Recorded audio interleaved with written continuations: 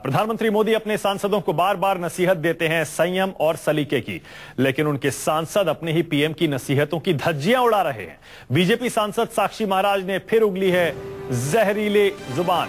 उन्नाव के सांसद साक्षी महाराज ने जामा मस्जिद के शाही इमाम, हैदराबाद के सांसद असदुद्दीन ओवैसी और एसपी नेता आजम खान पर बेहद आपत्तिजनक टिप्पणियां की हैं और इन लोगों पर देशद्रोह का मुकदमा चलाने की मांग की। अपने बयान के दौरान साक्षी महाराज ने इन नेताओं के खिलाफ कई ऐसे शब्दों का इस्तेमाल किया जो बेहद आपत्तिजनक है, हम आपको सुनवा भी नहीं सकते हैं। आपको याद ही होगा, साक्षी महाराज इससे पहले भी लव जिहाद को लेकर आपत्तिजनक बयान दे चुके हैं। इस बार देखिए, उन्होंने हमला बोला है और आपत्तिजनक शब्दों का इस्तेमाल किया है ओवैसी, आजम खान और शाही इमाम पर। कुछ मुसलमान, जिसमें एक हैदराबाद का पागल सांसद ओवैसी है, एक मुलायम सिंह के मंत्रिमंडल में मंत्री कहूँ उसको आजम खान है, और एक वो जामा मस्जिद का भैंसा कहूँ उसको, वो अकल ही नहीं है। ये 3-4 मुसलमान ऐसे हैं जो सारे मुसलमान को दागदार बनाना चाहते हैं। हर बार यही तो होता है, सियासत में भाषा का स्तर कितना नीचे गिरता जा रहा है। साक्षी महाराज का यह बयान उसकी बांगी भर है। ये आप भी जानते हैं और हम भी कि राजनीति का तो उसूल है विरोधियों और विपक्षियों पर जुबानी तीर चलाना, लेकिन हर बार देश के नेता अपनी भाषा से राजनीति की मर्यादा को लांघ ही देते हैं। मसलन उन्नाव से बीजेपी के सांसद साक्षी महाराज को ही ले लें। अपने बयानों से पहले ही साक्षी महाराज मोदी के लिए सरदर्द साबित होते रहे हैं। इस बार भी उन्होंने कुछ ऐसा ही किया है। आगरा पहुंचे थे उन्नाव से बीजेपी के सांसद आरएसएस के युवा संकल्प शिविर में, लेकिन जब मीडिया से मुखातिब हुए तो लग गए कुछ लोगों के खिलाफ आग उगलने। गुणगान प्रधानमंत्री जी का कर रहे थे तो निशाने पर वो नेता थे जो पहले कभी मोदी के खिलाफ बयानबाजी करते रहे हैं। हैदराबाद के सांसद असदुद्दीन ओवैसी हों, उत्तर प्रदेश के मंत्री आजम खान हों या फिर जामा मस्जिद के शाही इमाम, सभी के खिलाफ आग उगली साक्षी महाराज। निशाना साधना तो ठीक था, बयान देना तो ठीक था, लेकिन साक्षी महाराज के शब्द कहीं से भी ठीक नहीं थे। विरोध को शायद आप जायज कह भी लें, लेकिन अल्फाज कहीं से जायज नहीं। कुछ मुसलमान, जिसमें एक हैदराबाद का पागल सांसद ओवैसी है, एक मुलायम सिंह के मंत्रिमंडल में मंत्री कहूँ उसको आजम खान है, और एक वो जामा मस्जिद का भैंसा कहूँ उसको, वो अकल ही नहीं है। ये 3-4 मुसलमान ऐसे हैं जो सारे मुसलमान को दागदार बनाना चाहते हैं। स्वयं सेवक संघ के संकल्प शिविर में पहुंचे थे तो आरएसएस की शान में भी कसीदे पड़े। कहा, देश का सबसे राष्ट्रवादी संगठन है आरएसएस, और जो कोई भी आरएसएस से खिलाफ है वो देश के खिलाफ है।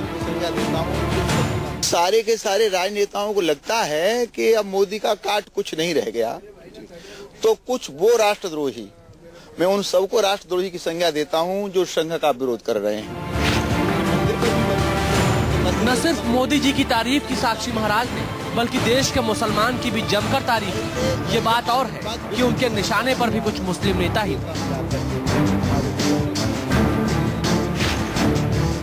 हालांकि कोई पहला मौका नहीं है जब साक्षी महाराज अपने किसी बयान को लेकर विवादों में आए हों। आपको याद होगा बीजेपी सांसद का वो बयान जिसमें उन्होंने कहा था कि देश के मदरसों में आतंकवाद की शिक्षा दी जाती है, और बुरी तरह से घिर गए थे अपने इस बयान पर। मेरा भी यही मानना है कि मदरसों में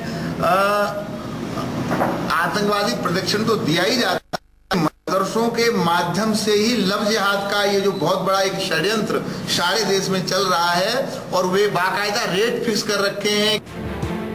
इस बार भी बहुत कुछ कहा है साक्षी महाराज ने।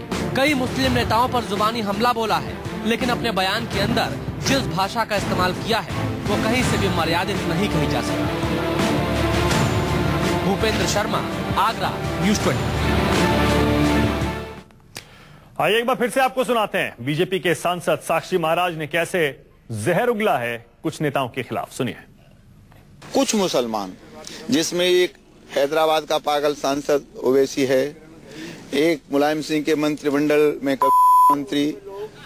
मंत्री कहूँ उसको आजम खान है, और एक वो जामा मस्जिद का भैंसा कहूँ उसको, वो अकल ही नहीं है। ये 3-4 मुसलमान ऐसे हैं जो सारे मुसलमान को दागदार बनाना चाहते हैं। कि आखिर वजह क्या है कि पीएम की नसीहत के बावजूद बीजेपी के कुछ सांसद अपने ही डर्रे पर चलते रहते हैं। न्यूज रूम से राजीव रंजन बताएंगे। राजीव, हमने कई बार दिखाया है कि मोदी जी साफ कहते हैं संयम बरतना चाहिए, सांप्रदायिक बयानबाजी नहीं करनी चाहिए, भड़काऊ भाषण नहीं देने चाहिए। उसके बावजूद ये कुछ एक नेता ऐसे हैं राजीव जो अक्सर अपनी ही लाइन पर चलते हैं। क्या वजह है कि ये सरकार की लाइन से कटे हुए हैं और पार्टी के एक धड़े की लाइन पर चलते रहते हैं? देखिए, साक्षी महाराज के बारे में ये कोई नई बात नहीं है। वो अपने कारनामों से पहले भी चर्चित रहे हैं और विवादों में रहे हैं।